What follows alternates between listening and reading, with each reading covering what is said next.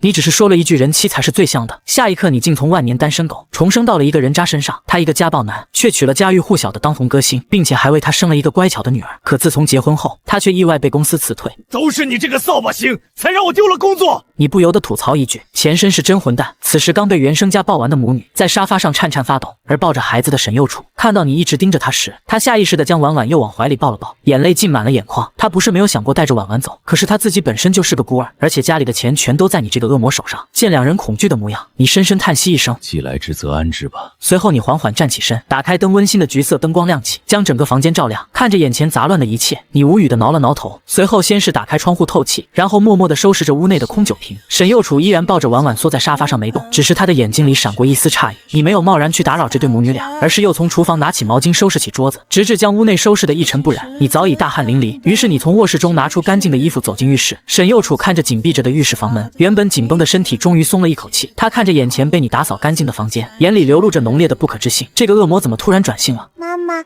我饿了。婉婉乖，等下妈妈就给婉婉做饭。沈幼楚摸了摸婉婉的头发，轻声道：“她只能等你去睡觉了，她才能去做饭给自己和孩子吃。”这时浴室门打开，你推门而出，坐在破旧小沙发的母女俩同时向里缩了一下。你摇了摇头，没有理会二人，推开家门走了出去。沈幼楚呆住，眼中有些绝望。他是又出去买酒了吗？今晚还没喝够，自己和婉婉又要饿上一晚了。沈幼楚咬着嘴唇，眼泪止不住的掉落。妈妈不哭，婉婉真的不饿了。婉婉以为是自己饿肚子的原因，才让妈妈哭泣。她忙伸出白嫩的小手，笨拙地擦拭着沈幼楚的脸庞。沈幼楚咬着嘴唇，眼泪落得更厉害了。半晌后，她才用颤抖的声音柔声道：“婉婉乖，妈妈哄你睡觉吧，睡着之后就不饿了。明早妈妈早点给你起来做好吃的，好吗？”好，妈妈不哭。沈幼楚轻轻哼着摇篮曲，哄着婉婉睡觉，看着婉婉慢慢闭上眼睛。沈幼楚想着结婚之后这2年的遭遇，心里万般心酸。他终于决定了，明天就离开这个地狱，即使死在外面，也比被这个恶魔折磨死要好。突然外面门锁声响起，还在想着心事的沈幼楚止不住又颤抖了一下。他下意识地捂住婉婉的耳朵，悄悄听着外面的动静。你推开家门，下意识地看向沙发，神情不由一愣。他们2人是回卧室去了，可是好像还没吃饭。你看着手中的饭菜发愣，想了片刻后，将饭菜摆在桌上，向着卧室走去。沈幼楚一直紧绷着身体，他听到你的脚步声，慢慢靠近卧室，心里祈祷着你不要进来。只是下一刻，我给你们买了饭菜，要是饿的话，出来吃饭吧。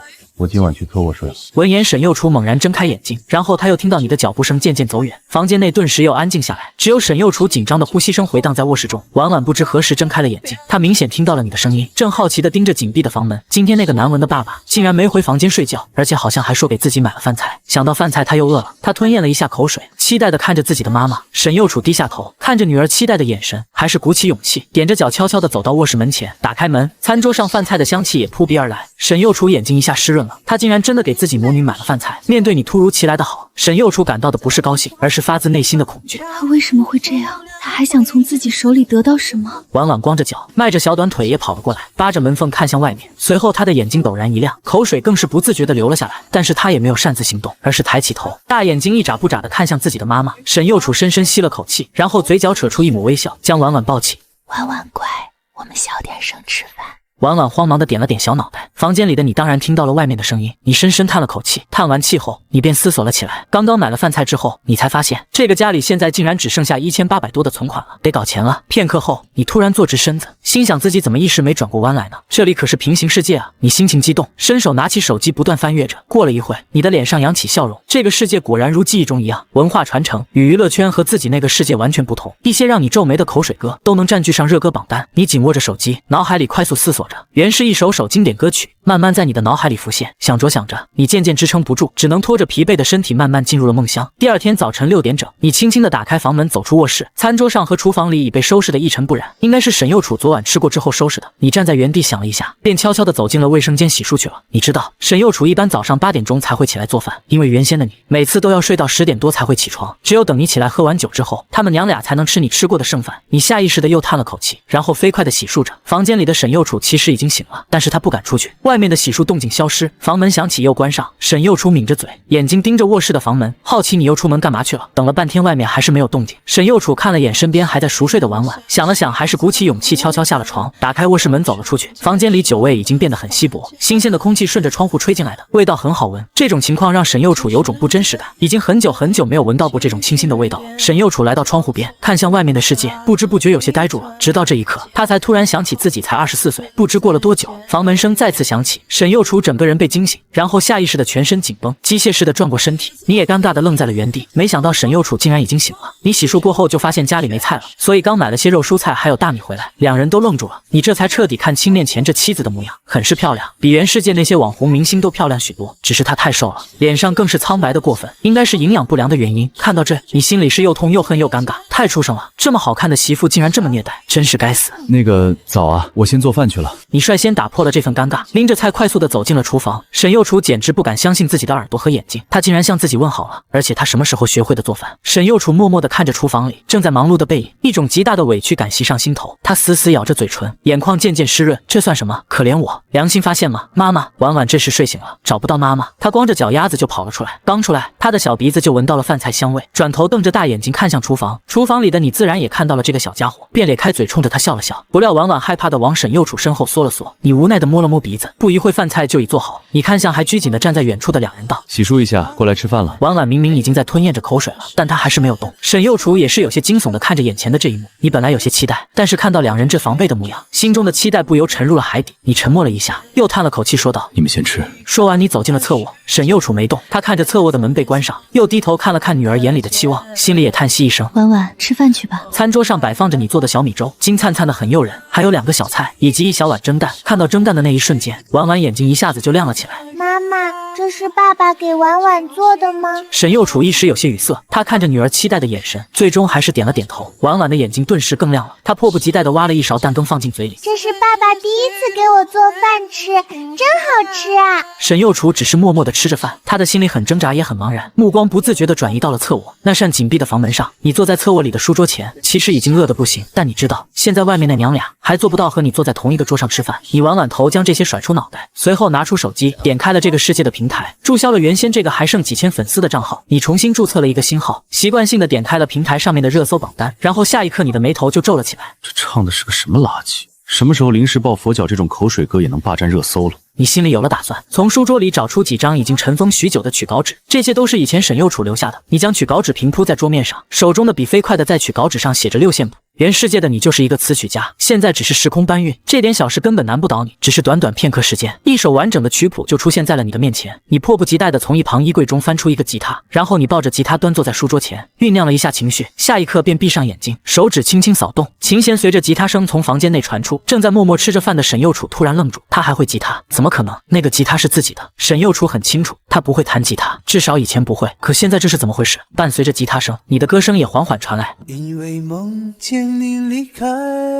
沈右楚更加愣住，他的眼中充满了难以置信，就连正在欢快吃着饭的婉婉都被歌声吸引住了，停下了手中的勺子，看向侧卧紧闭的房门，大眼睛扑闪扑闪的。婉婉歪着脑袋望着那里，婉婉知道他这是第一次给自己做饭的。爸爸的声音好温柔。即使沈右楚没听过这首歌，他也能感觉到这首歌的厉害之处。这么优美的旋律，他很难想象这是从你口中唱出来的。直到下一句歌声响起，沈右楚有些崩溃，他再一次迷茫了，对前路的害怕，以及对现在这人转变的害怕。他怕这是一场刹那的梦。歌声也在这一刻停止。婉婉也发现了妈妈的哭泣，她有些惊慌地爬到沈右楚的腿上，伸出小手努力地擦拭着妈妈的眼泪。妈妈不哭，婉婉给你呼呼。婉婉以为妈妈的身上又疼了，她一边帮沈右楚擦着眼泪，一边扬起小脸，扒开沈右楚的衣领吹着气。只见衣领下面，沈右楚的后背上遍布着道道伤痕。你自然不知道，外面母女俩因为你一首歌发生的事。此刻你正打开账号，点击了录制视频，视频里你并没有露脸，而是只露出了鼻子以下的位置。你抱着吉他清了清嗓子，这次你明显正式了许多，又将歌曲完整的弹唱了一遍，直到一曲结束，你将录制保存，又将开头与结尾的闲杂时间剪去，最后将音频抽出，配上词曲，在网上提交了版权所属。待一切搞定，这才编辑了一个标题：一生有你，一首原创歌曲献给大家，希望大家能够喜欢，多多点赞支持。视频上传成功，你轻轻吐出一口浊气，心里想着总算完成了，接下来就静静等着群众的反响吧。这首歌在这个时代就是王炸。你将吉他放回衣柜，然后摸了摸饿得瘪瘪的肚子，不知道这娘俩吃完没？好饿啊，真是造孽。揉着肚子，你终于等不下去了，轻轻推开房门，露出了一道缝隙，如做贼一样向外看去，正巧看到沈右楚正抱着婉婉离开餐桌，他的眼睛红红的，像是刚哭过一样。他明显也看到了你，在原地愣了一下后，又抱着孩子快速的回到了主卧中。你松了口气，推开房门走到了餐桌前，终于能吃上饭了。看着桌上明显给你留下的一些饭菜，你心里有些开心。然后你端起小米粥，大口大口的旋了起来，将桌上的饭菜全部清盘，收拾好碗筷后，无所事事的你在房间里转了一圈，看了看这个家的布局。这是个2室1厅的房子，只有50平米，是之前结婚时两人一起出钱买的。家里里的东西都是那时布置的，这些东西已显得有些破旧了。你摇了摇头，回到沙发前一屁股坐下。真难想象沈幼楚带着孩子是怎么在这种氛围下生活，2年不怎么出门的，这种感觉就好像坐牢一样。你也知道自己一时半会改变不了什么，只能窝在小沙发上摆弄着手机，查询着怎么样去维持一个家，怎么样去哄一个孩子开心，怎样做一个好爸爸。网上的答案五花八门，看得你直挠头。这时主卧的门突然又被打开，你顺着声音看去，就看到从那里探出一只小脑袋，婉婉歪着脑袋瞪着和他妈妈一样的杏仁眼，正好奇地打量着你。这双亮晶晶的眼睛里满是懵懂与清澈，让你的心都要融化掉了。只是婉婉的小脸太瘦了，和他妈妈一样，要是再圆润一点，肯定会更好看。也是，之前这对母女俩一天只能吃剩饭，而且混了酒的菜小家伙还不能吃，原主又不给这娘俩钱，他们只能饥一顿饱一顿的。看见婉婉，你脸上下意识的想要露出笑容，可是你的嘴角还没扯开，就看到婉婉被吓得连忙又关上了门窜了回去。房间内也响起沈幼楚哄孩子的声音，你笑容僵在脸上，你无辜的摸了摸鼻子。时间悄悄过去，直到中午，你放下手机站起身来，该做午饭了。也就在这时，卧室门被打开，面无表情的沈幼楚抱着一堆衣物从卧室中走了出来，他像是没看到站在沙发前的你一般，径直走向卫生间。你明显看到他出来时身体僵硬了一下，他这是要去洗衣服吗？你突然想起昨天你换洗下来的衣服还在洗衣机里没拿出来呢。想到这，你也快速的向着卫生间走去。沈幼楚心里很紧张，没想到你竟然还在家里。往常这个时候，你早出去和那些狐朋狗友们喝酒去了。他听到你的脚步声在往自己这里靠近，顿时心里更紧张了，身体微微颤抖。那个，我衣服还在洗衣机里，能让我先拿出来晾一下吗？正弯着腰打开洗衣机门的沈幼楚被吓了一跳，身体更是踉跄一下，向卫生间里面缩去。小心点。你止不住又说了一句，沈幼楚这才反应过来，他这是在征求自己的意见。他眼神闪躲着不敢看你。好，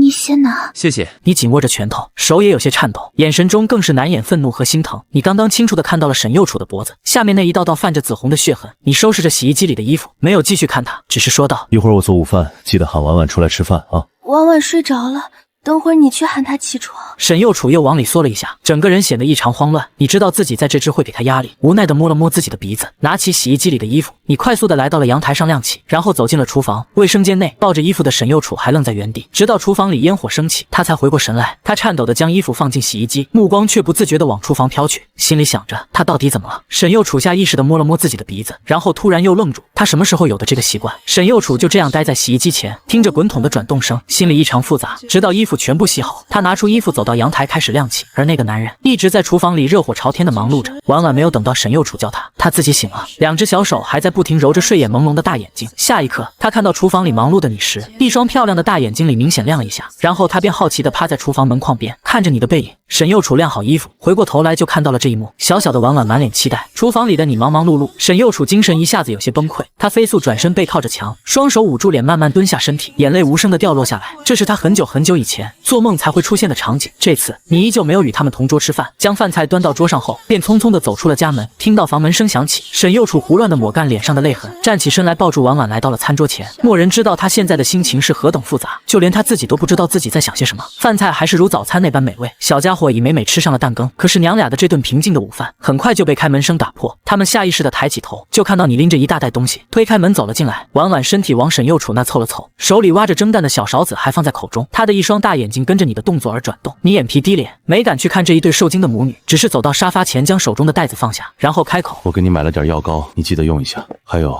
我给孩子买了个玩具，我也不知道他喜不喜欢，我看别的小女娃都有，他也应该有。沈幼楚没有回应你，说完后你沉默了一下，又接着道：我知道你不会相信我，但有些话我还是要说。以后我不会再喝酒了，也不会再打你们了。你和婉婉平时在家里不用那么害怕，孩子还小，家里这种氛围对他不好。你一口气说完，觉得心中的抑郁之气舒坦了不少。你也没有等沈幼楚回应，默默走回了侧卧中。沈幼楚目送着你的身影消失，看到那房门被紧闭，更加不知该说什么。短短一天，面对这个男人突如其来的转变，他始终难以放下心房。卧室中的你，此时心情更不好受，你的眼眶红红的，明显在外面的时候也哭过。如果可以的话，宁愿自己没有穿越过来，不知道这里发生的一切。特别是看到沈幼楚身上那一道道伤痕，你的心就压抑到快要崩溃。你实在想不通，为什么会有人能对亲人抱有这么大的恶意。他们吃完饭给你留了一些，可当你走出房间，看到茶几上给他们买的东西，那个袋子依然没被拆开，你抿着嘴叹了口气，只能坐下闷头吃饭。然而就在这时，主卧的门竟然又开了，婉婉探出一颗小脑袋，正好奇地盯着你。你赶紧裂开嘴对他笑，这次他终于没有被吓跑。你心里微微一松，压抑的心被这软糯的小家伙治愈不少。于是你放下筷子，用尽毕生温柔轻声呼唤婉婉。你的声音吓得他身体轻轻一颤，但他没有缩回去，反而转头看了一眼卧室里。紧接着他像是受到了鼓励，再次看向你，一个稚嫩又软糯的童声从他口中传来：爸爸。听到这个声音，你浑身一震，眼睛瞬间就湿润了。这简直是你穿越以来听过最美的声音。可婉婉却歪着小脑袋，奇怪的看着又哭又笑的你。你重重点了下头，然后站起身，从袋子里拿出那个洋娃娃。你拿着娃娃对着它轻轻晃了晃，婉婉的大眼睛里似乎有些异动。她看了看娃娃，又扭头看了看卧室，好半天才终于磨磨蹭蹭的向你走来。你的心跳瞬间如肋骨，生怕吓到这个好不容易靠近你的小家伙。他走到你身边，抬起小脸，用力吸了吸鼻子，下一秒他露出一抹开心的笑。爸爸身上也不臭臭了。娃娃好不好看？他的小手动了动，想接又不敢，只是用乌黑的大眼睛紧紧看着你。你立刻看懂了他的动作，于是你缓缓蹲下与他平视，把玩具轻轻放进他手里。婉婉终于接过了玩具，他的小手指在娃娃的裙子上一摸，眼睛立马弯成了月牙，看着他欣喜的模样，你的内心五味杂陈。特别是当你近距离看到他消瘦的小脸和身上那件洗到泛白、明显小了好多的衣服时，你的心像被针扎一样疼。他才3岁啊！你死咬住牙，飞速擦掉眼泪，挤出笑容，静静的看他玩耍。这一刻，你的眼里再没有其他。而此时主卧里的沈幼楚听到外面女儿银铃般的笑声，早已泪流满面。没过多久，婉婉玩困了，她紧紧抱着娃娃，看了眼还在傻笑的你，转身跑回了卧室。而你不知道的是，仅仅1个晚上，你那首一生有你已经在彻底杀疯。当天晚上10点，你的视频竟然杀上了热搜榜第5。与此同时，抖手总部运营总监李诗雅的办公室房门被敲响，一个技术人员拿着平板，满头大汗的冲进来。杨总监，有特殊情况，一个视频只用2小时就冲上热搜第5了。慌什么？又是哪个大网红翻车？不是大网红，是一个今天刚注册的新号，而且视频没经过任何推流，内容只是一首歌。这话一出，李诗雅脸色瞬间变了，她立马点开热搜榜，结果眼中的惊讶更浓，竟然已经冲到第4了。我倒要看看这是什么歌。一曲过后，李诗雅彻底沉默，第一次听到这么好听的歌。她立刻点开你的主页，看到了你的名字不凡，紧接着她对刘韵下令：你现在就这个视频推流，确保明天上热搜第1。刘韵用力点头，知道自己赌对了。而她走后，李诗雅又听了一遍你的歌，她手指轻敲桌面，片刻后拿起手机给你发了一条私信。可你对此毫不知情，你5点就起床，洗漱完就出门晨练，这具身体比你想象的还糟，跑了没一会就气喘吁吁，跑跑停停，1个小时总算完成了5公里。回到家已经7点半，你刚推开门，就和刚洗漱完的沈幼楚撞个正着。他额前发丝沾着水珠，看到你时吓了一跳，你愣了一下，有些尴尬的问：婉婉还在睡？你去看着婉婉，我洗完澡来做饭。你有什么想吃的吗？没有，你随便做吧，我去看孩子。说完，他逃一样钻进了卧室。你看着紧闭的房门，只能无奈的耸耸肩。洗完澡后，你饿得发慌，原身的酒瘾也开始发作，你只能一边做饭一边疯狂喝热水缓解。就在这时，婉婉起来了，她怀里抱着你送的洋娃娃，扒在厨房门框上看着你。你一转身就看到这个小家伙，立马露出姨母笑问：婉婉早上想吃什么？爸爸给你做。婉婉歪着小脑袋想了半天，蒸蛋，婉婉爱吃蒸蛋。好，那就蒸蛋。你宠溺的回答，伸出手想揉揉他的小脑袋，却又怕吓到他，悄悄缩了回去。不急，慢慢来。婉婉正在接纳你，这让你看到了希望，心情大好。此刻就连酒瘾和饥饿感都仿佛消失。你把早餐放上桌，照例回到自己的小卧室，让他们母女先吃。但这一次，外面明显多了些笑语声。你躺在床上，拿起被你静音的手机，想看看视频的效果，谁知刚一解锁，你直接被震惊。卧槽，这是多少个通知？你咽了口水，点开主页，下一秒，页面上的100多万的粉丝数差点亮瞎你的眼睛。你怀着激动的心继续点开视频，200多万点赞，近100万评论，你脸上的笑容再也止不住，这简直一举成名。而且评论区清一色好评，都在催你出新歌。紧接着就是见证收益的时刻，你点开后台，钱包映入眼帘的数字让你嘴都裂开，整整32万，在没有任何广告的情况下，只靠流量1天就赚了32万，还是税后，你终于松了口气，有钱了，日子终于不用那么紧巴巴。要知道之前你握着全部家当1000多块，连买个菜都小心翼翼，你赶紧将收益转到银行卡，等到外面2人吃完饭，你再推门出去，将桌上的饭菜一扫而空。刷完碗筷后，你抄起手机就匆匆出了门。你住的这个老旧小区是当初图便宜买的，你们曾憧憬着能换个好房子，可惜原身不仅败光了积蓄，甚至还把沈幼楚的手机卖了换酒喝。你走出小区，径直往记忆中的商场走去，刚一进门就看到一家国产大品牌手机店，一个年轻女店员看到你，眼睛一亮就迎上来：帅哥，要买手机吗？你点点头，在柜台里巡视一圈。这个拿给我看看。帅哥好眼光，这款是最新产品，还支持卫星通话呢。这里有手机卡卖吧？当然。帅哥，自己用吗？你摇了摇头，不是，我是给我妻子办。女店员顿时一怔，眼神里莫名有些失望，心里估计在想，好男人果然都是别人家的，但他口中却没含糊。帅哥的老婆真有福气，不过办卡需要本人带身份证来办。好吧，没想到买手机卡也需要实名，那麻烦你帮我把手机装起来就行。付完款后，你便匆匆离开，还有很多东西要买，不能再浪费时间。与此同时，就在你离开家后，沈右厨把家里上上下下收拾了一遍，坐在沙发上看着窗外，家里早已没了酒气，新鲜的空气让他感觉异常舒服。看着玩得开心的婉婉，沈右厨嘴角不自觉地翘起，这种日子真好。然而下一秒，门锁突然传来转动的声音，瞬间将他从沉思中惊醒。婉婉也飞快爬起来，抱着洋娃娃钻进沈右厨的怀里，谁知外面竟传来嘈杂声，还夹杂着你熟悉的声音：慢点，慢点，别刮到了，竖起来往里面搬。他快速抱起婉婉想回卧室，可目光却忍不住好奇地向门外看去。下一秒，你和一个陌生男人的身影出现在他视野里，你们正抬着一个奶油色云朵沙发往里走。你看到沈右厨眼睛明显一亮，脸上带着喜色。那个，你能帮倒几杯热水吗？一会儿给师傅们歇歇脚。长时间没和外人接触的沈右厨有些不知所措。好，我这就去倒。你脸上的笑容更浓，虽然满身大汗，却干劲十足。紧接着，你和师傅们将新沙发搬进屋，又把老旧的沙发搬了出去，然后是电视、冰箱，还有绿植。随着一件件新家具入场，家里瞬间变了个样，简直焕然一新。那些淘汰的旧家具，最终被你用800块钱全部卖掉。沈右楚看着心里有些肉疼，那些家具虽然旧，但都还能用，800块实在太亏。但他现在更好奇的是，你哪来这么多钱？按他的计算，家里现在应该快揭不开锅了才对。送走师傅们，你拎着一个大袋子回到客厅，满意的打量着自己的劳动成果。这才像家的味道吗？你擦了擦汗，将袋子放在新茶几上，一屁股坐到松软的沙发上。厨房里的母女俩还傻站着，婉婉抱着妈妈的大腿，像个好奇宝宝，左瞅瞅右看看。看到小家伙这样，你眼睛都眯成了一道缝，突然感觉很有成就感，于是从袋子里抱出一个大大的粉色玩具放在茶几上，眼睛却一直盯着婉婉。果然，婉婉的视线一下子被吸引过来，你伸出手向婉婉招了招，宠溺的看着她。婉婉，快过来，看爸爸给你买了什么。可婉婉并没有立即跑来，而是扬起小脸看了看妈妈，直到沈右厨嘴唇动了动，没有说话，他才亦步亦趋的走了过来。你立刻拆开玩具的包装，是一个公主屋。公主屋里好乱，婉婉要和爸爸一起给小公主装饰她的家吗？婉婉的眼睛瞬间亮晶晶的，身子又往前凑了凑，一直凑到你的腿边。你温柔一笑，拿起小屋里的小公主，用娇滴滴的语气叹息：小公主还没打扮呢，爸爸不会给小公主穿衣服，就拜托给婉婉了。你一边说一边将小公主递到她面前，婉婉眨巴着大眼睛，试探地抬起小手，直到触碰到你手中的小公主。你始终保持着微笑，将小公主放进她手里，还用你的大手握住了她的小手。温软的小手被你握住那刻，你唇角上扬，又拿起一条粉色长裙给小公主穿衣服，就拜托给婉婉了。婉婉叫爸爸好吗？婉婉感受着你手心的温暖，看了看小公主，看了看委屈巴巴的你，突然笑了。爸爸好笨，婉婉来教爸爸。小家伙笑得小白牙都露了出来，靠在你腿上，动作笨拙地给小公主套上裙子。你也跟着笑了起来，你虚心接受着小家伙的教导，学习怎么给小公主穿衣服。这一刻，这个不大的房间突然变得无比明媚，而沈右楚就倚在门框上，静静看着眼前这美好的一幕，眼眶渐渐湿润。可你们父女俩没玩多久，你抬头就看到发呆的沈右楚，他身上那件洗得泛白的浅蓝色衬衫，此刻却异常刺眼。你猛然眯起眼睛，一个念头闪过，这竟然是亲子装，是婉婉2岁生日时沈右楚背着你偷偷买的。结果却因为这件衣服，他挨了打，手机也被卖掉。想起这一幕，你瞬间沉默，下一秒你踉跄站起身，捂着嘴冲进卫生间疯狂呕吐。你现在才知道，当一个有良知的人以第一视角回顾这种行为时，会产生怎样恶心的愤怒感。这突如其来的变故把外面的母女俩吓得不轻，沈右楚吓得一个哆嗦，快步冲到沙发前，一把将婉婉抱进怀里。婉婉则使劲往妈妈怀里钻，生怕那个呕吐完的爸爸会像以前一样突然冲出来打骂他们。半晌后，你狼狈地走出卫生间，双眼布满血丝，看着受惊的沈右楚和婉婉，你心里更加难受，胃里也止不住的翻腾，但你还是强忍着不适，虚弱地开口说：对不起，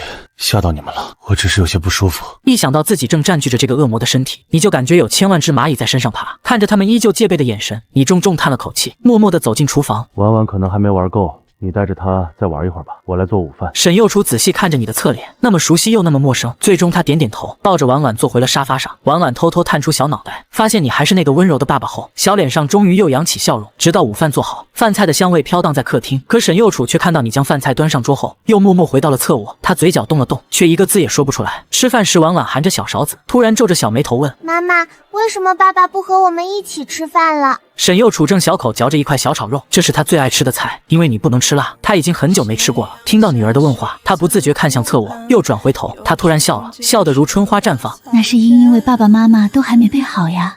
小家伙没听懂，小眉头皱得更紧，而卧室里的你正发着呆。你不断安慰自己那不是你的错，但依然改变不了它就是你的事实。无奈之下，你只能拿出手机刷视频转移注意力。你的视频依然高居热搜榜，评论里都在催你出新歌。就在这时，外面传来洗碗的动静，你放下手机走出去，餐桌上还给你留着饭菜。沈右楚在厨房洗碗，婉婉则在沙发上摆弄她的新玩具。看到你出来，婉婉没有之前那么害怕，你笑了笑，走上前摸了摸她的小脑袋，然后看向厨房。沈右楚刚从厨房出来，就看到你盯着他，他瞬间紧张起来。双手无助地捏着衣角。看到他如此低眉顺眼的模样，你不禁皱眉，心里更是默默叹气。就是因为他这温柔内敛的性子，才会让原生那么有恃无恐地欺负他。想到这，你微皱的眉头瞬间松开。于是你从茶几上拿出刚买的手机放在桌上，看着沈右楚语气轻柔：“我给你买了一部手机，你看看喜不喜欢？还有些事想跟你商量一下，你能坐过来吗？”沈右楚本来正低着头，听到你的话后才猛然抬起头看向你。他首先对上的是你那双干净清澈的眼睛，紧接着他又看到了桌上的崭新的手机盒。沈右楚踌躇了一下，片刻后才轻声嗯了一声，慢慢走到沙发前坐下。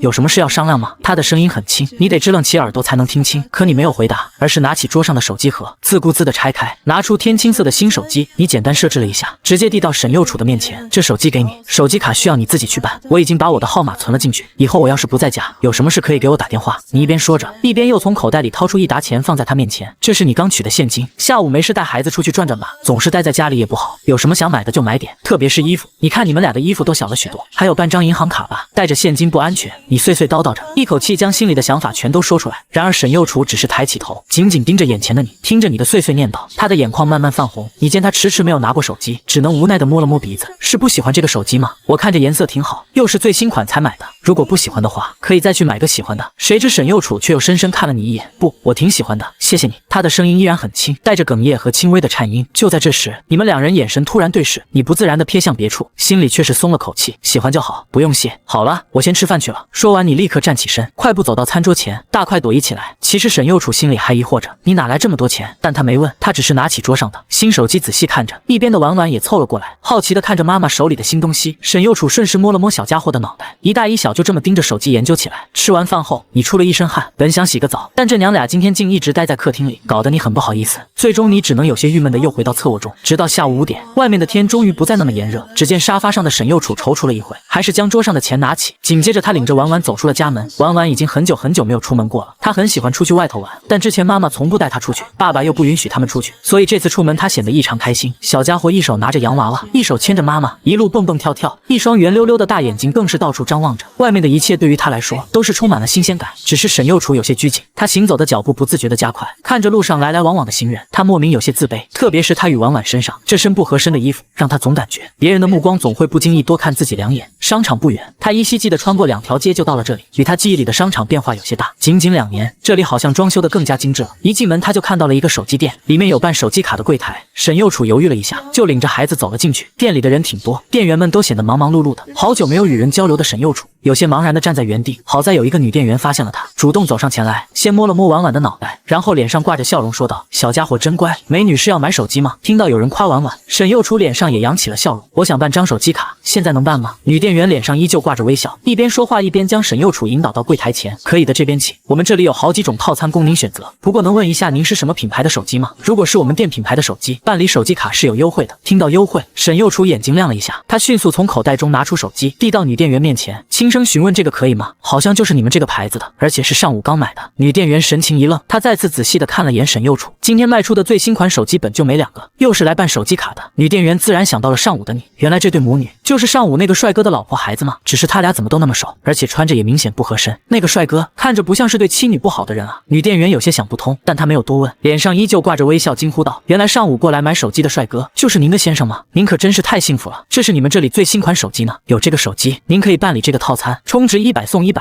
免费送600分钟的免费通话时长。”他依旧是热情的服务，只是这次的服务对象从你变成了沈右楚。沈右楚被说的在晕晕乎乎中交了钱，成功办了卡，一直到走出手机店，他的脑子里还回荡着女店员热情的声音。不过他竟然说他是个好男人，沈右楚真想告诉他，这样的好男人，要不你领回家去。买了手机卡后，沈右楚又办了张银行卡，将手里的钱都存了进去，除去办手机卡的钱，还剩4900。你这次给他的是整整5000。拿着手机和银行卡走出银行，沈右楚看着四周的高楼大厦，突然感觉自己活了。现在的他可以带着孩子离开，可以凭借着手里的这个钱找个工作养活自己和孩子，甚至可以去重新追寻自己的梦想。突然而来的自由让沈右楚站在原地怔了许久，直到一道稚嫩的童音在他耳边响起：“妈妈，婉婉可以吃一个冰激凌吗？”他瞬间回过神，身边的婉婉还拉着自己的手，圆溜溜的眼睛正直勾勾地盯着不远处的冰激凌店，口水都要从他的嘴角流了下来。沈右楚笑了，笑的是那么明媚与灿烂。可以，但只许吃一个，要不小肚子会疼哦。婉婉最爱妈妈了。这对娘俩终于出门了，你美美的洗了个澡，丝毫不知道外面的沈右楚有可能不再回来。洗过澡后，你开始准备起今天的晚饭。日常的2荤2素主食，你准备今晚做点汤面，可因为不知道他们什么时候回来，所以并没有现在就做。将菜端上桌，面条切好放在案板上，你便回到客厅厅倒在沙发上，拿起手机刷起了育儿经。孩子不吃饭怎么办？打一顿就好，这可不得行。化掉化掉，婉婉那么乖，怎么可能不吃饭呢？再说这么萌的小家伙，你可舍不得碰他一根手指头，直到你刷的都有些困顿了。你打了个哈欠，看了看右上角的时间，都晚上7点钟了。这对娘俩怎么还没回来？你突然坐直身体，这娘俩不会出什么事了吧？你有些紧张，忙站起身，穿上鞋子准备出门去寻找他们娘俩。可你刚打开房门，却正巧碰到了从外面回来的他们。一阵香风从门口吹了进来，你彻底愣住。此刻的沈幼楚嘴里正哼着不知名的小调，步履轻松，嘴角翘起的幅度表明他现在的心情很不错。他的手里拿着几个手提袋，婉婉一只手牵着他的衣角，另一只手里拿着的依旧是你送的那个洋娃娃。最让你愣住的原因是，他们俩已经换上了合身的新衣服，两双灵动可爱的杏仁眼在看到你时，明显也愣了一下。下一刻，婉婉就甜甜的靠了上来，叫了一声爸爸。明显今天出去玩了一圈，并换上新衣服的婉婉心情极为愉快。这一声爸爸差点让你的魂都飞了，你连声音都带着颤音的应了一声，然后蹲下身子，揉着婉婉的头发，一把抱过可爱的小家伙，率先走进了家门。爸爸今天给你做面条吃好吗？加2个鸡蛋那种。好，婉婉喜欢吃鸡蛋，婉婉最喜欢爸爸了。门外的沈幼楚在风中凌乱，小家伙刚刚还说最爱妈妈，转眼这就叛变了。婉婉并没有等多久，带着鸡蛋的面条很快就做好了。你将面条端到他的面前，刮了刮他的小鼻子，然后习惯性的转身往卧室走去。你刚刚转过身，却不想突然被小家伙拽住了自己的衣角。爸爸能陪婉婉一起吃饭吗？软糯的声音再次响起。你回过头便对上婉婉期待的目光，有些犹豫，偷偷看了一眼坐在旁边的沈幼楚。沈幼楚没有说话，也没有看你，好像没有听到婉婉的话一般，自顾自地嗦着面前的面条。你有些无语，面前这种情况实在难搞，要杀要剐给个痛快话，这样不说话是几个意思？你只能尝试性的试探道：那我就留下来陪婉婉吃饭。爸爸坐婉婉身边，回答你的是婉婉，他开心地拍着另一边的椅子。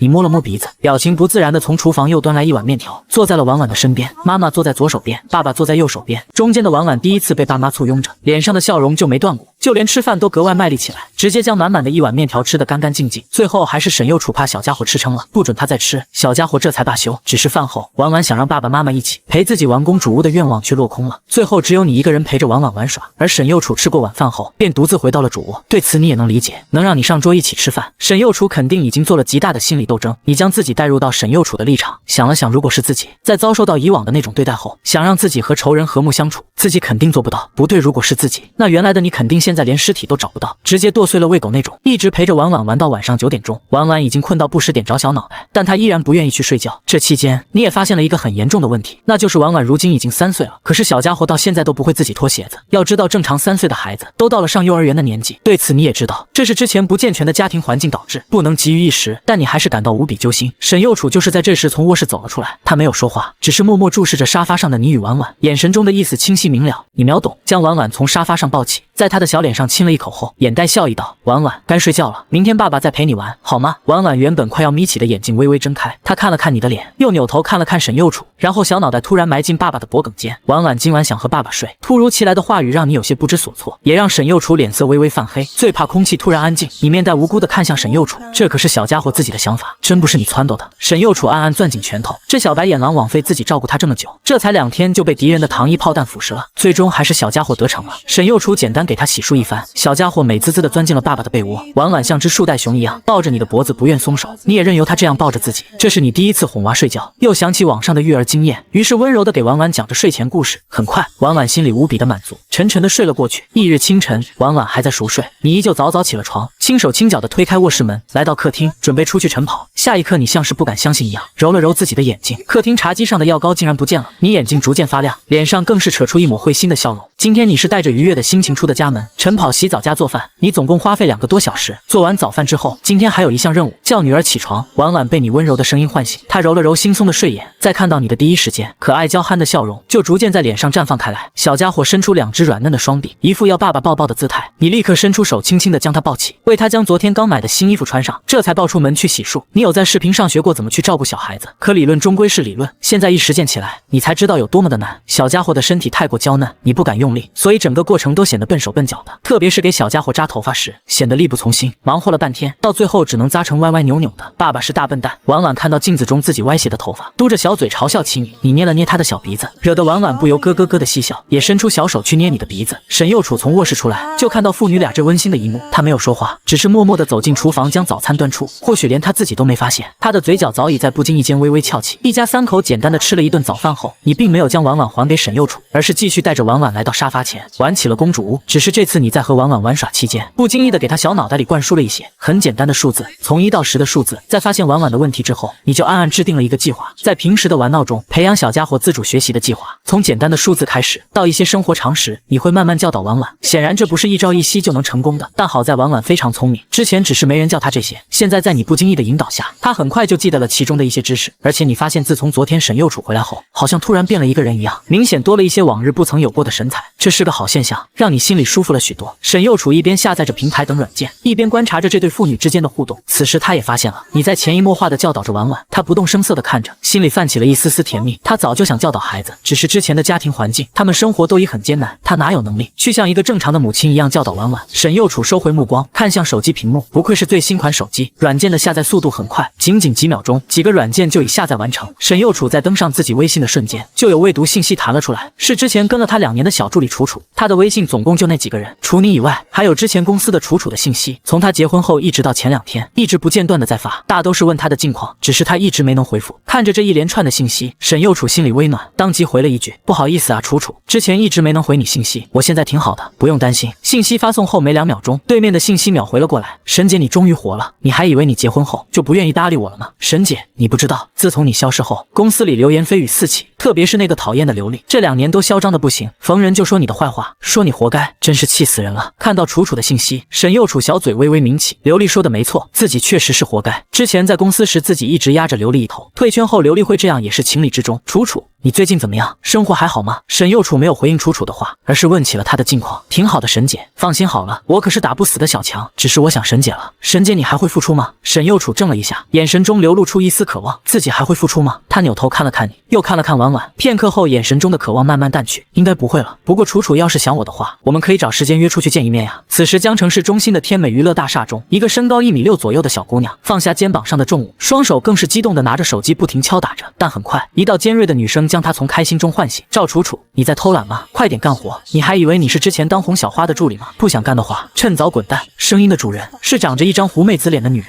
她的脸向上扬起，细长的柳叶眼中满是不屑。看什么看？还不把设备抱到录音室去，耽误了我录音，你能赔得起吗？赵楚楚白了这女人一眼，但还是扛起地上的设备往录音室走去。好的，沈姐，这周6我放假，有空联系啊。沈幼楚看着这样一条信息，脸上终于挂起了笑容。他又翻了翻，见没有别的什么信息了，便又切换到微博。微博上自己的最后一条动态，还在2年前，是自己宣布退圈的声明。原本几10万的粉丝数，如今已经变成几千。除僵尸粉以外，竟然还有一些老粉，经常留言关心着自己。随意翻了翻微博热搜，都是最近的花边新闻，但其中竟然有几条在说着最近爆火的一首歌《一生有你》，神仙歌曲，神秘歌手，仅凭一个视频一夜粉丝破100万不凡，他究竟是谁？深度解析，带你盘点最近的一首宝藏歌曲。沈幼楚挺好奇，最近爆火的歌是什么样子，于是他循着标题点了进去，手机屏幕自动跳转到一个视频界面，熟悉的吉他旋律响起，客厅里陡然安静下来，只有歌声在3人耳边回荡。你尴尬的扭过头，婉婉大眼睛扑闪扑闪的扑到沈幼楚的怀里，看向手机屏幕。沈幼楚彻底愣住，这熟悉的歌声，不就是前2天从你房间里传出来的歌？原来那天他是在录视频，还是婉婉最先出声？他伸出小手指向手机屏幕，抬头看向沈幼楚，是爸爸，爸爸在手机里。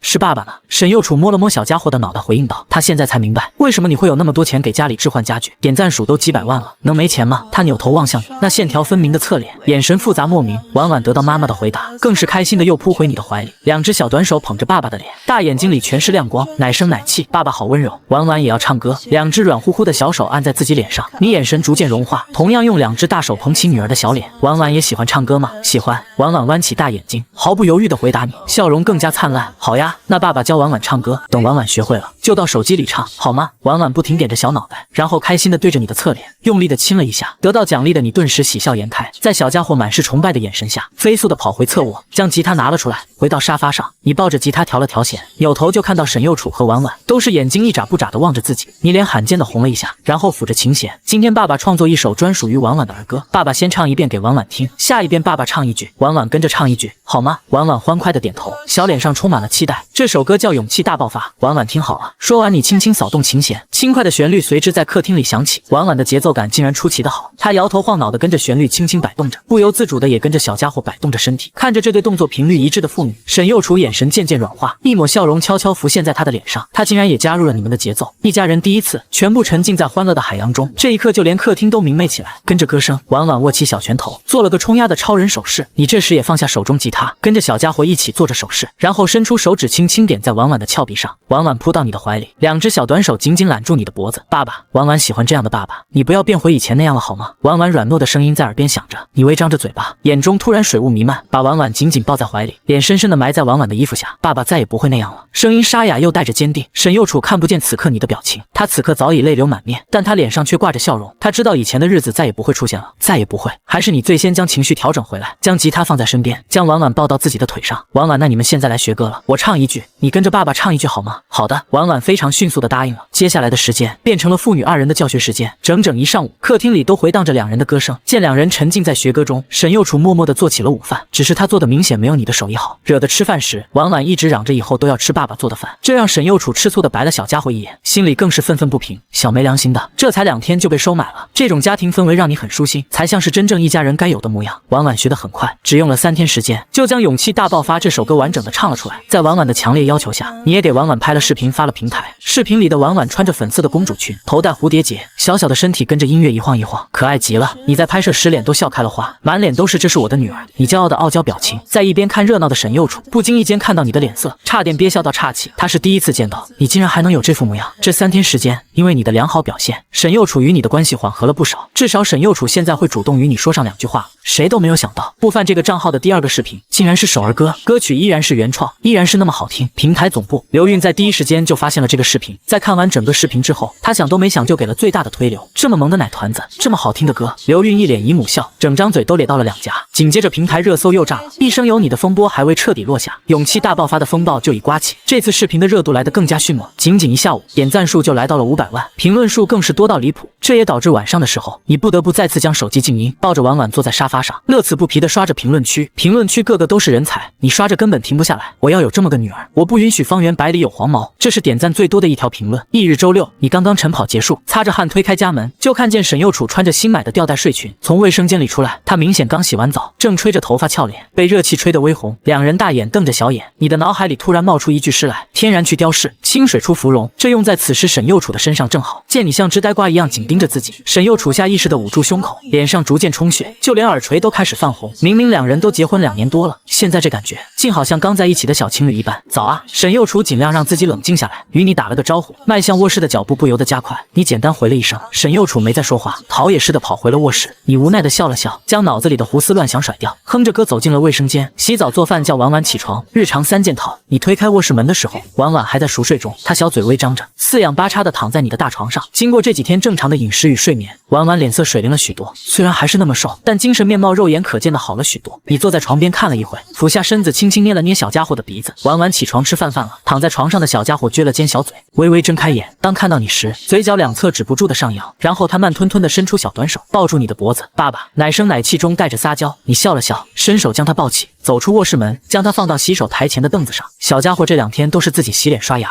你在旁边扶着他，给他挤牙膏拿毛巾什么的。婉婉很聪明，你只教了2天，他就学会了这项技能。沈幼楚也在这时走出了卧室门，身后的长头发也被他高高的盘起，扎成了一颗小丸子头。这个样子的沈幼楚，让你眼前止不住一亮，暗暗点了点头。这才是20多岁该有的活力吗？还是太瘦了？要是圆润点肯定更好看。沈幼楚心里还是有些紧张，脸颊微红，这是他第一次在家打扮成这副样子，不知道好不好看。他抬头看了看还在照顾婉婉的你，不动声色地走到餐桌前落座。刚刚他眼睛好像亮了一下，那就说明还是好看的吧。等等，自己为什么要在意他的看法？沈幼楚生气地鼓着腮帮，筷子不经意地在碗里搅拌2下，他在气自己的不争气。你也在这时抱着洗漱好的婉婉落了座。婉婉甜甜地喊了一声妈妈，然后拿起自己的专用小勺子，舀起面前金灿灿的小米粥。今天能和我们一起出门吗？正低头享受着美食的你，突然听到沈幼楚的话，你抬头看着沈幼楚，一脸疑惑。沈幼楚点点头，没有看你，只是耳垂已经鲜艳欲滴。好啊，你非常爽快地答应了。路上你拦下一辆出租车，你们今天要去市中心的益达广场。沈幼楚与他以前的小助理赵楚楚约在那里的一家奶茶店见面。之所以要带上你和婉婉，完全是因为赵楚楚想见见小家伙，而小家伙这2天成了你的小尾巴，和你形影不离，所以你纯粹是沾了小家伙的光。时隔2年，他又能见到沈姐了。赵楚楚心情很激动，他提前买了几杯奶茶，坐在座位上一直盯着奶茶店门口。赵楚楚与沈幼楚共事1年半，2人情同姐妹。沈幼楚对她真的很好，只是可惜之后沈幼楚就与你在一起了。他也不明白为什么沈姐非要和那个一无是处的男人人在一起。他想不通，也劝过当初的沈幼楚，就好像铁了心一般，根本听不进去劝。赵楚楚脑海里正在胡思乱想着，突然看到那个熟悉的身影，牵着一个蹦蹦跳跳的小奶团子从店门口走进来，他的眼睛一亮，猛地站起身挥舞左手。沈姐这里。沈幼楚听到声音，一抬头就看到赵楚楚那挥舞着的手，他的脸上不由洋溢起笑容。楚楚果然还是没变，依旧是那么活泼开朗。走到近前，两人眼里除了欣喜，都有些湿润。阔别已久的姐妹见面，她们都有些压抑不住自己的感情。赵楚楚仔细端详着沈幼楚，眼睛更红了。她一把拉住沈幼楚的手，小嘴都瘪了起来。沈姐，你瘦了好多，是不是那个男人对你不好？他人呢？我帮你教训他。沈幼楚抿了抿嘴，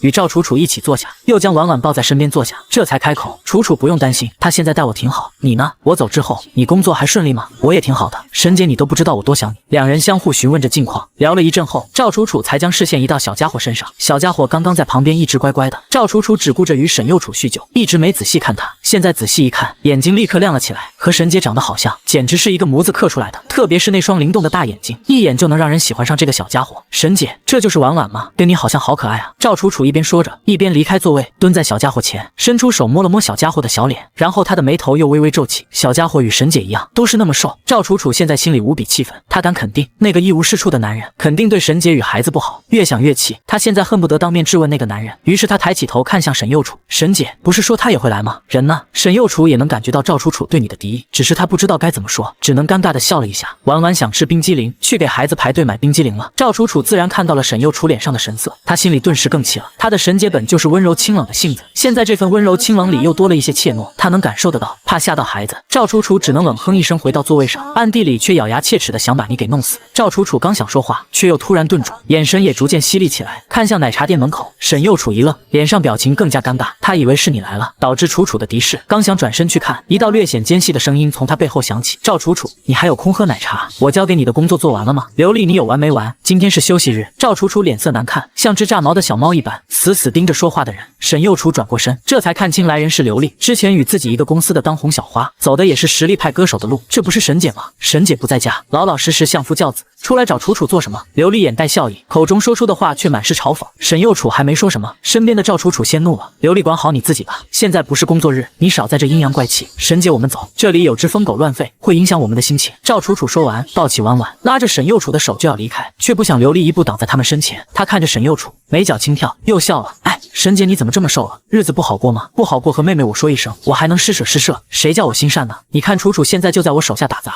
日子不是挺好的，你说对吗？”楚楚，赵楚楚铁青着脸，一言不发地看着刘丽。沈幼楚猛地转过头看向赵楚楚，眼中满是不可置信。要知道打杂的就是卖力气，公司怎么能让楚楚做这个？只是现在明显不是问话的时候。沈幼楚转过头看向刘丽的目光也带上了怒气，只是他刚要开口，赵楚楚率先出声了：“我与公司签的合同月底就到期了，到时我自然会辞职，只是希望某人不要爬得越高摔得越惨，如果沈姐复出的话，某人恐怕做梦都要吓醒。”刘丽闻言一愣，她确实对沈幼楚有些阴影，毕竟以前沈幼楚整整压了她1年半的时间，她在的那段时间谁认识自己呢？不过刘丽很快就笑了，她带着藐视的眼神看着沈幼楚：“复出，这是你我听过最好笑的笑话，有公司敢签这样一个带着孩子的过气艺人吗？”说起孩子，沈幼楚，你的孩子长得挺不错嘛，你可以考虑考虑，将他培养成新一代的当红小花。刘丽说着话满脸不屑，甚至他还忘乎所以的想要掐一掐婉婉的小脸，把你那脏手给你拿开，你保证你敢碰他一下，你让你哭都没地方去。你目光中带着狠厉，快步走到沈幼楚面前，将手中冰激凌递给他们3人，然后你面向刘丽，将沈幼楚与婉婉挡在身后。刘丽被吓了一跳，身体也不由自主地向后退了2步。看来你生气的样子压迫感很强，只是他定了定神，仔细看向你时，却突然笑了。原来是这个小白脸，没用的废物，我当是谁？原来是你啊！怎么，公共场合下你还想打人吗？你皱了皱眉，回头看向沈幼楚，眼神带着疑问，明显是在问他这个泼妇是哪来的。是以前公司的歌手，我也没想到会在这遇到他。你生气的样子，或许别人不怕，但沈幼楚却有些害怕。看到你望着他，他头微微低下，看到沈幼楚这样，你眉头皱得更紧，心里更是叹了口气，没再询问沈幼楚。你转过头，居高临下的盯着刘丽，歌手，不好意思，我没听说过你，也不认识你，我只知道好狗不挡道，请你让开。你很认真的说着，闻言刘丽声音更加尖锐，做人你要看清自己的分量，你以为我不知道？你天天巴结人家花样男团里的叶天陈帅，天天请人家喝酒，现在在这跟我装什么大尾巴狼？你仔细想了想这2个名字，终于想起来这2人是谁。这是原主之前所在男团的成员，退圈后原主想重新出道，确实经常请他们喝酒巴结他们，只是人家鸟都不鸟他。你说的这2人我也不熟，你再这样纠缠，别怪我喊保安了。刘丽狠狠地剐了你一眼，但还是乖乖让开身子。你拉起身后的沈幼楚，又示意赵楚楚跟上，径直往外面走去。只是与刘丽擦身而过时，刘丽对着沈幼楚却又突然开口：“哎，可惜啊，某人再也唱不了歌了。”沈幼楚，我的新歌这个月底发布。说完，刘丽竟开心的笑了起来。沈右楚怎么跟我比？刘丽渐渐的声音回荡在几人耳边，赵楚楚恨不得现在就冲上去给他一耳光。明明知道沈姐喜欢唱歌，现在又唱不了，他这么说简直是杀人诛心。你的脚步也为之一顿，深深看了眼刘丽，然后面无表情的继续向外走去。沈右楚没有说话，只是轻轻抿了抿嘴。然而这时，一道稚嫩的童音却忽然响起，声音清脆又坚定：妈妈唱歌比你好听，你说个坏阿姨。众人愕然，谁都没想到小家伙这事会为自己的妈妈发声。你只是愣了一秒，然后面带微笑的揉了揉小家伙的脑袋，心里暗道厉害，果然是我的女儿。本来心里还有些气，婉婉一出声，你心里的气立刻就抛到了九霄云外，没有理会刘丽的反应。你们几人就此离开这个是非之地。一行人来到一家餐厅，沈右楚与赵楚楚两人聊着天。之前一直走在路上，有些事他心里担心却没有问，现在终于坐下，四周没有外人。他拉着赵楚楚的手，终于问出了他一直想问的问题：楚楚，你怎么会给刘丽打杂呢？还有云姐呢？她现在在做什么？云姐是沈右楚之前的经纪人，年龄快40岁了，但她一直很好。听到沈右楚的问话，赵楚楚神色难掩低落。在你走后，云姐没过多久就被辞退了，她找了好久工作都没找到。后来她母亲更是生病住院，她需要一直在医院照顾，她的母亲就只找了一份保姆工作。沈右楚没想到云姐现在竟然沦落到这种地步，他眼前有些恍惚，依稀能看到那时云姐做事时干脆利落的模样。两人都沉默下来，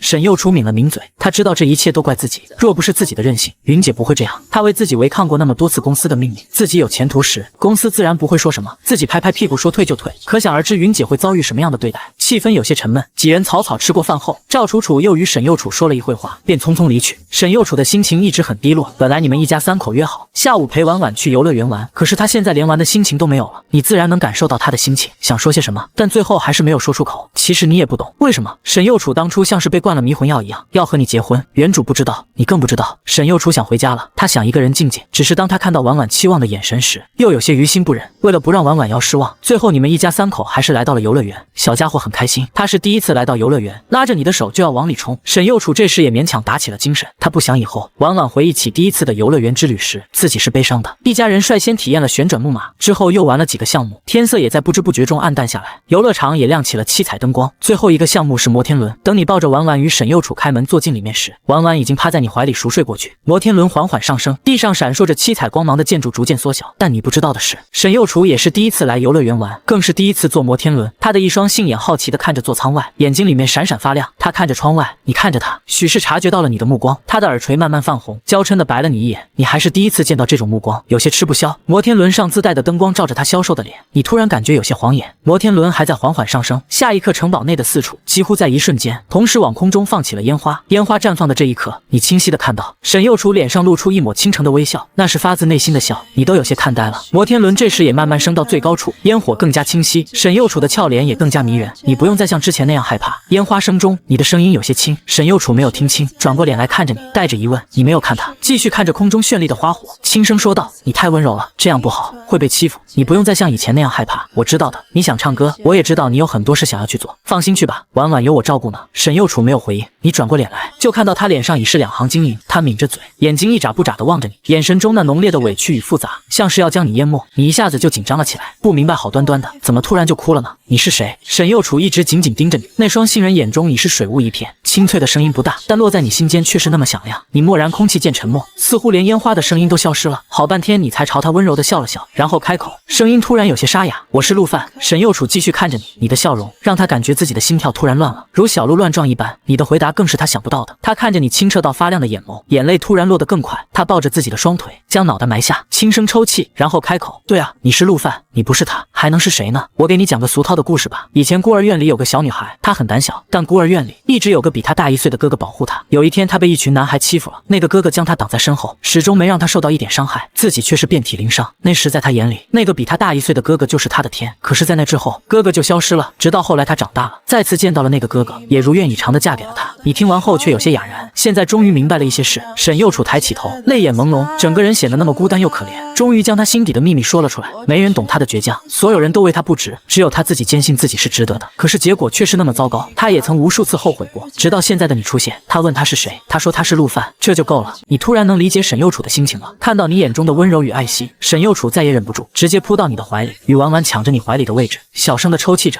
婉婉被吵醒，迷蒙着双眼，不解的看着自己的妈妈占领了自己的位置。小家伙只是愣了一下，然后欢天喜地的一手搂着爸爸，一手搂着妈妈，吧唧吧唧两口亲在他们的脸颊上。今天是婉婉最美好的一天，你看着怀里的大小美女，顿时哑然失笑。生活的轨迹在往好的方向发展，这就够了。不过有些计划要做一些改变了。烟火逐渐落幕，摩天轮缓缓降落到地面，沈幼楚抱着婉婉走在前面，你跟在后面。看着健步如飞的沈幼楚，摸了摸鼻子。从摩天轮下来后，沈幼楚就从你怀里离开，整个人好像一瞬间恢复了以往对你的冷漠态度。沈幼楚心里很紧张，就连抱着婉婉的手都是紧的。他感觉自己耳垂和脸颊都有些发烫。刚刚他竟然在你怀里待了那么久，还像个小女生一样在你怀里蹭来蹭去，真要命。他肯定觉得你正在心里暗暗笑话他呢。刚刚从摩天轮里出来的时候，他看到你脸上隐藏的笑意了。想到这，沈幼楚脚步不由迈得更加急速了，好像在竞走一般。你也不知道这女人怎么突然那么有活力，你都要小跑才能跟上她的步伐了。直到出了游乐园的大门，见沈幼楚还没有停下脚步的意思，你只能出声喊停他。喂，难不成你要走回家吗？就在这打车吧。沈幼楚这才停下脚步，站在路边却不看你，他更加觉得你一定又在后面笑话他了。可恶，更加丢脸了。等了好久，你才终于打到一辆出租车，这也让你第一次有了买车的念头。回到了家里，你将婉婉抱回房间安顿好，你也快步往卧室走去。躺在床上后，很快就进入了梦乡。对比你的酣然入睡，沈幼楚倒是有些辗转反侧。他躺在床上，一闭上眼睛，脑海里就不自觉地浮现出今天在游乐园的场景。沈幼楚有些气恼地拉过被子盖住自己的脸，想要强迫自己睡着，可他那不断眨动的睫毛却无时不在展示着他此刻的内心有多么的不平静。清晨6点，你照例准时醒来，晨跑、洗漱、做饭，喊婉婉起床，一条龙结束，却不见沈幼楚从房间里出来。看着那紧闭的主卧房门，你挠了挠脑袋，看来昨晚回来的确实有些晚，他竟然睡到现在还没起床。你也没有叫他的想法，给他留一份早饭就好了。然后你将用过的碗筷洗净放好。从厨房出来时，沈幼楚也起了床，俏脸微红的穿过客厅，来到浴室洗漱。你还想继续唱歌吗？你开口问道。听到你的声音，沈幼楚微微愣了一下，半天没有反应。你拿着手机倚在浴室门框上，静静的等待着他的回答。片刻后，他轻柔的声音才在你耳边响起，想，只有一个字，没有过多的回答。在沈幼楚心里，现在的日子已经是他这2年不敢想象的生活，而唱歌是很遥远的梦想，只能埋在心中。你没有再问，只是点点头，便拿着手机回到侧卧，打开后台私信翻找着。你的后台私信早就爆炸，自从第一个视频发布之后，你只大概刷了一下，后面一直没看，现在想再翻找很困难，但你还是默默滑动着屏幕，耐心的一条条过滤着。终于你的眼睛陡然一亮，随即点开其中一条私信，看着私信里的内容，你手指不自觉地敲打着屏幕。或者某些考虑，本来你发视频的初衷只为了赚钱，等赚到足够多的钱，将婉婉和沈幼楚安顿好，你再功成身退。可是经历昨天的事情，你改变了想法。这条私信的内容很简单，繁星娱乐诚邀先生加入我们的团队，以先生的音乐才华，我们会以最快的时间将你打造成超一线巨星。私信最后面是繁星娱乐的联系电话，繁星娱乐是华国娱乐公司的3巨头之一。你没有犹豫，输入繁星娱乐的联系电话拨打了过去，电话只响了几声便被接通，听筒里传来一道御姐声：喂，你好，请问哪位？你好，我的账号名字叫不凡，我收到你们公司的邀约私信，请问现在方便聊一下吗？此刻，远在魔都的总部李诗雅接到电话，神情微微发愣，她没想到这个名叫不凡的创作者真的会给她来电话，毕竟距离她发私信邀约对方已经过去几天，她还以为对方不会涉足娱乐圈。喂，还在吗？见电话那头没了声音，你又问了一句。李诗雅儿陡然反应过来，然后她的脸上止不住浮现出一道喜色。要知道这几天要说网上最火的，